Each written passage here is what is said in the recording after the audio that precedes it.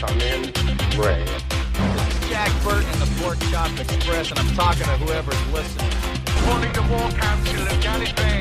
This is the Doctor. I am Iron Man. Tell me. Everything's perfectly all right now. We're fine. We're all fine here now. Thank you. How are you?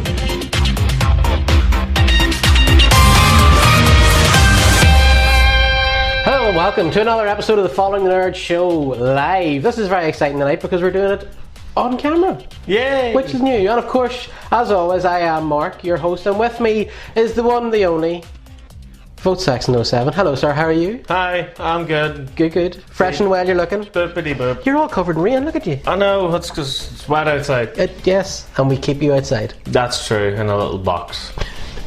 So I was going to tell you earlier on, I sent you a text message when you were on your way down here to record this. I sent you a text message which you haven't got. No, I haven't. No. And I realised that inadvertently it was the most suggestive text message I've ever sent because I wrote on it, I'm just jumping into the shower. Whenever you get here, let yourself in. You lead me on, you know. And I was like, nah, bollocks. Yeah. Right. Yeah. Brilliant. Where were you, bro? Is this why you're all wet? I'm not in the shower now. Right, careful now.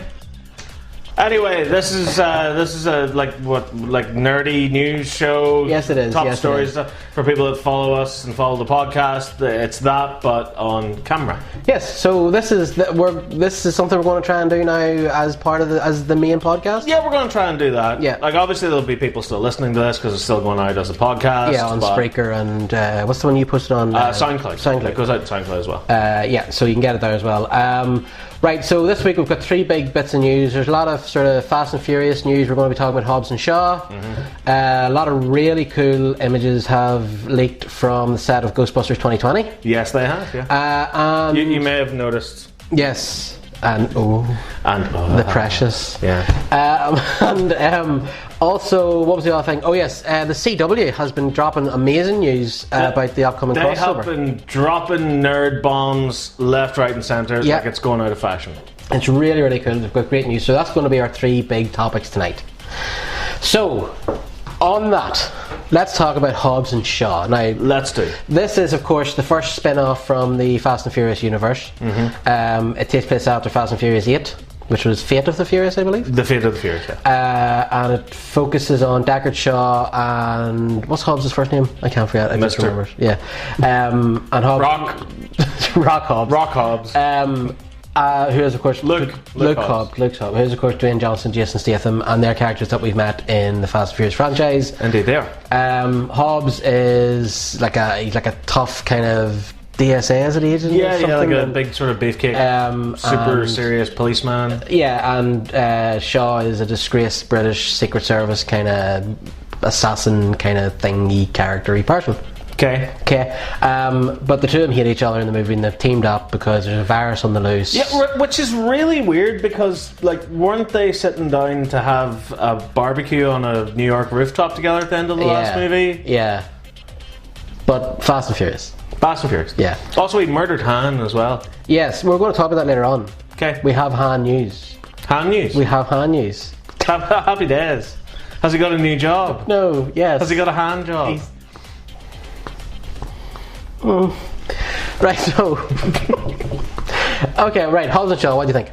Yeah, I loved it. This is exactly what I wanted. Okay. It's dumb, cheesy, over the top, with ridiculous lines in it, absolutely ludicrous stunts, and I thought it was great. Yeah, I really liked it. But there was just something about it that was missing for me. That's because you're old, broken, and miserable. I know. That's why. You can't just enjoy anything anymore. Yeah, I know. Come on. I know, I'm dead And that's inside. what it's there for. I know. Shut up. What? You wanted my opinion, there's my opinion. Didn't ask for your opinion, I Yeah, was giving I you did. my opinion. Yeah, well, I'm giving you my opinion about your opinion. It's a lot of fun. It's big dumb fun. I is. did like it. I thought Vanessa Kirby as Hattie was absolutely brilliant. Yeah, she was great. I loved her so much in it. She is, because she's rumoured at the minute for Catwoman. Is she right now? Yeah. Do it. I think I she don't would care be who it is. perfect. Do it. Cast her. Because she's beautiful, she's kick-ass, she's funny, she's everything that Catwoman should be. She's absolutely class in this movie. She's brilliant. She's also Jason Statham's sister. In the movie, of course, yes. Yes. Now, she's about, what, 30? I know, yeah, don't do the math. And he's like, what, in his Yeah, I 50s thought now? that as well. And I yet thought they that have as well. flashbacks to when they were kids? Yeah, and they're both the same age. Yeah, what's going on there? I know. But hey, Fast and Furious. Yeah, well, I suppose, yeah. Of course, the other big addition was Idris Elba as Brixton, Yes. who was class, but really had nothing to do. Yeah, but that was the whole point. I know, but he's better See, than that. Right, though. see, Mark, here's what you need to do with this movie, right? Look at it like it came out in 1994. Yes, of course, because I know it's the buddy cop thing. I know, It is, I do, and I do appreciate that. This is Tango and Cash for 2019. It actually is very Tango and You Cash. know. I know, but I just wanted Brixton to be better. Like, he was cool. He was a great character. He was basically the Terminator. He was. They called him the Terminator. They called him Black Superman. Black They called him, Superman, you know, yeah. So Which he was. That was brilliant. But I just like when I don't even want to say because I know it's only out. But at the end of it, I was like, no. Yeah. But something tells me that the door's still open there. If the door's not open, there's a window open somewhere. Yeah, I mean, again, You know, it's Fast and Furious. I literally, like, again, without trying to spoil anything, he is literally, he's a plot device. Yes. And But that's what I mean. He's better than that, like, though. what happens at the end of the movie? Yeah.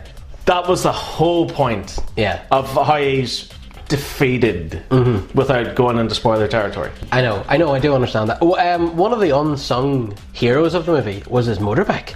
Yeah, that thing was class. It was basically a transformer. Yeah. But it was so cool. And I loved how they used it. It was so creative. And Yeah. again, I know like a lot of people can lambast this movie and say, oh, it's just cheesy, dumb action fun stuff. But it was so creative. Like how the bike would like slip sideways on the ground and spin the around bit where he to went catch under him. the lorry was just, and it broke into like 3 sections and it was twisted. It was just class. We need a backstory on that bike. Yeah, the bike Right, was- we yeah. need a prequel movie based around that bike, if not a prequel comic book. And even the bit where he just whistled at the start and it just drove up to him. And it was just sitting on 2 wheels. Yeah. Which it was class. Although the CGI was ropey as hell in that was in opening places. shot.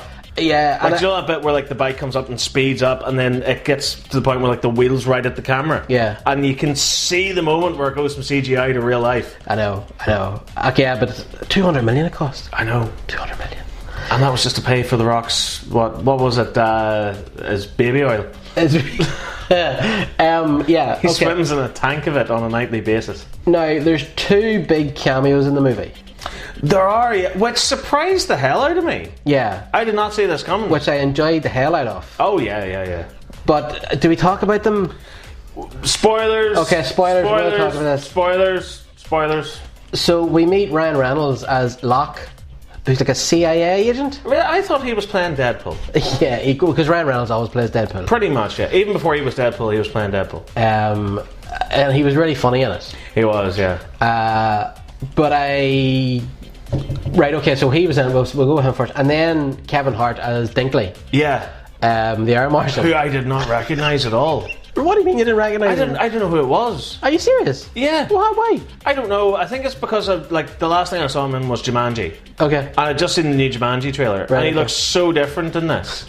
Okay. Yeah. And I was just like, what the He hell? was class in it though. Yeah, he was. I really liked him. And I can't remember the name of the guy that played Peter in Deadpool. He was the other CIA agent. Remember the one that recruited Hobbs? Oh, God, Shaw. yeah. That was him. That was Peter from, remember he said he beat the hell out of me in a bar 17 years ago. He just no idea who I am. Yeah, so, but now The Rock has tweeted, and the spoilers, we'll not mention names again, but The Rock has tweeted that this is the new team moving forward. Brilliant. So I get the feeling that it's going to be those 2 cameos, Vanessa Shaw and Hobbs and Shaw. Pretty much, yeah. Vanessa Kirby, sorry. Vanessa Kirby, yeah. Which I'm so on board for. Yeah, I'd say that's more than likely the case because Dwayne Johnson, and I don't know anyone that still calls him Dwayne Johnson. He's The Rock. Yeah, he's always The Rock. He is, yeah. and always will be The Rock. He has a bit of friction going on with Vin Diesel. He does. And it's got to the point now where he said that with the next Fast and Furious movie, there's a high case he won't be in it. He won't be in it, yeah. Because Vin Diesel has made it clear he's not too happy about the spin-off.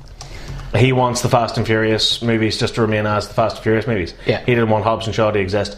So I think what they've done now is that they've split it in half. And I think that's something that naturally had to happen at this point anyway, because the cast is just that big. It's such a big universe now. Yeah, but it's the amount of characters. So I think going forward with the Fast and Furious movies, you'll have Vin Diesel, you'll have Michelle Rodriguez, you'll have the whole rest of that cast, and then you'll have a series of Hobbs and Shaw spin-offs or whoever else spin-offs. Yeah. And that'll be their main team going forward. Well, we know that they're also looking into doing a female spin-off, an all-female spin-off. That's right. And I said to see you off camera, I think we met them in the movie. I think it's the team that they meet in Russia. Yeah. Which is cool. They were pretty cool. Very much so, because there was a lot of recognisable faces in that. Yeah. And for that just to be as quick as it was, yeah, clearly that's setting something else. It felt like... it felt like the Ragnarok mentioned in Ultron, we're like, yeah, that's coming back. Yeah, pretty much. It was kind of, in a weird way, it was kind of like, do you know Shaun of the Dead, where they meet their opposite selves? Yeah. It was kind of like that, because originally that was meant to be a spin-off. Was it, yeah? Yeah, I don't know if this is nonsense or not, but I remember hearing a lot of people say back in the day that apparently they were going to do the same thing, but with vampires. Oh, okay. Or something like that. It was going to be like From Dusk Till Shaun or something, and that was going to be the main I know thing. they were going to do at least a sequel, but I don't know if it might be based around those characters. But yeah, that would be interesting. The one thing I thought was weird in Hobbs and Shaw was that they kept talking about Deckard and Hattie, but they never mentioned, was it Owen? Yeah, the played by brother. Luke Evans. I was expecting him to pop up as well, because they never mentioned him at all. It's so weird that he has that cameo at the end of the 8th movie. Yeah. Do you know, like Statham's going in to rescue the baby? Yeah. Which I thought was a bit weird. Yeah, and do they show him in the flashbacks? No, he's not mentioned at all. Really? In the movie, it's just as if there's just the two of them. God, that's weird. It was a bit weird. I mean, they get Helen Mirren back as well, and by the way, Helen Mirren, mental, amazing, beautiful, cool, funny, everything. Yeah. She's just amazing. But her character, though, insane in this movie. The bit where she just stood up with the handcuffs was just so good. Yeah. I actually don't know, because I kind of broke my head a little bit over the last weekend, because I watched all the Fast and Furious movies back to back before going to see Hobbs and Shaw. Okay. So I don't know if it happened in this movie. I'm pretty sure it happened in Fast and Furious 8, where... I know it did happen in Fast and Furious 8, where she starts crying in the ambulance, and she's like, "Oh, yes, my that's poor Fast 8, mother, yeah. And he goes, "Oh, fall for that every time." That's Fast and Furious 8. So there's a lot of stuff to love, and I thought the criticism for me was I thought it relied too much on humour. I didn't mind that, because the Fast and Furious movies, they have their funny moments, but they never relied on humour.